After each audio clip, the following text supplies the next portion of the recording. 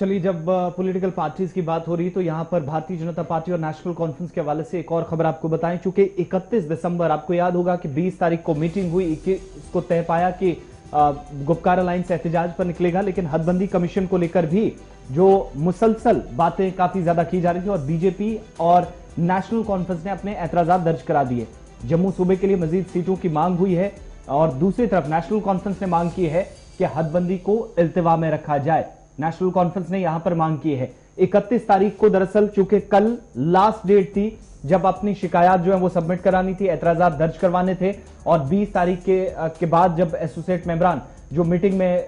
शिरकत कर रहे थे, जिनमें 3 नेशनल कॉन्फ्रेंस के जो अरकान पार्लियामेंट है वो एसोसिएट मेंबरान है, लेकिन 2 शामिल हुए थे 20 तारीख की मीटिंग में, और दूसरी तरफ भारतीय जनता पार्टी के 2 सीनियर लीडर जिनमें जुगल किशोर शर्मा और डॉक्टर जितेंद्र सिंह मीटिंग का हिस्सा थे। और इस बीच बीजेपी की तरफ से जम्मू के लिए वो मुतालबा जो पहले ड्राफ्ट में सामने आया था, लगभग उस पर मोहर लगाने की कोशिश की और मजीद सीटों का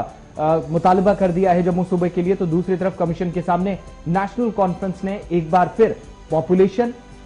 साल 2011 का सर्वे, क्राइटेरिया और ज्योग्राफिया एतबार से तमाम चीजें सामने रखकर अपने एतराजात भी दर्ज कराते हुए फिलहाल हदबंदी के अगले ड्राफ्ट को या हतमी रिपोर्ट को इल्तिमा में रखने के लिए यह हवाला भी दिया है कि मामला अदालत उज़्मा के सामने। 2 चीजें जी हैं बड़ी इंपॉर्टेंट इसमें। एक तो नेशनल कॉन्फ्रेंस का मौक़िफ़ जो जराया से हमारे पास मालूम हुआ है वो ये है कि उनका बेसिक थ्रस्ट जो था वो सन 2011 की सेंसस मर्दमशुमारी के हवाले से था और मर्दमशुमारी को बेसिक क्राइटेरिया बनाते हुए असेंबली सीटों की हदबंदी हो, इस हवाले से उनका बेसिक पॉइंट था। दूसरा जो एतराज था उनका ये था कि ये पूरा कानून रिऑर्गेनाइजेशन एक्ट जो है जी ये ज़ेर समाअत सुप्रीम कोर्ट के अंदर है और इसमें आप कोई कार्रवाई नहीं कर सकते, इसलिए आप इस पर रोक लगाएं। ये दूसरा उनकी तरफ से जो थी बात रखी गई थी। इधर भारतीय जनता पार्टी ने हदबंदी कमीशन की रिपोर्ट, जो इब्तिदाई रिपोर्ट सामने आई है, उसकी तायीद की और साथ साथ ये भी कहा कि जो छोटी कॉन्स्टिट्यूएंसियां हैं जैसे गुरेज, उसको तहलील किया जाए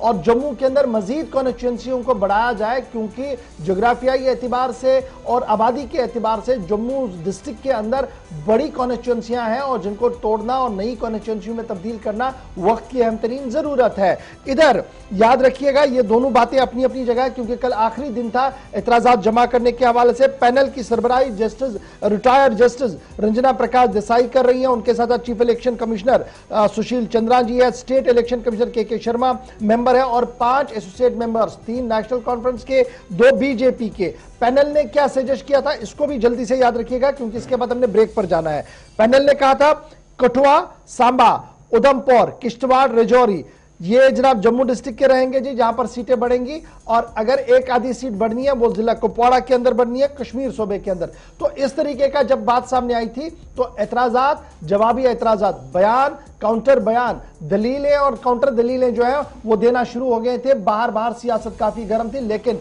तहरीरी तौर पर नेशनल कॉन्फ्रेंस की तरफ से हसनैन मसूदी ने अपने एतराजात पार्टी की तरफ से जमा कर दिए हैं। अब खबर यह है कि रवा महीने के वस्त तक जो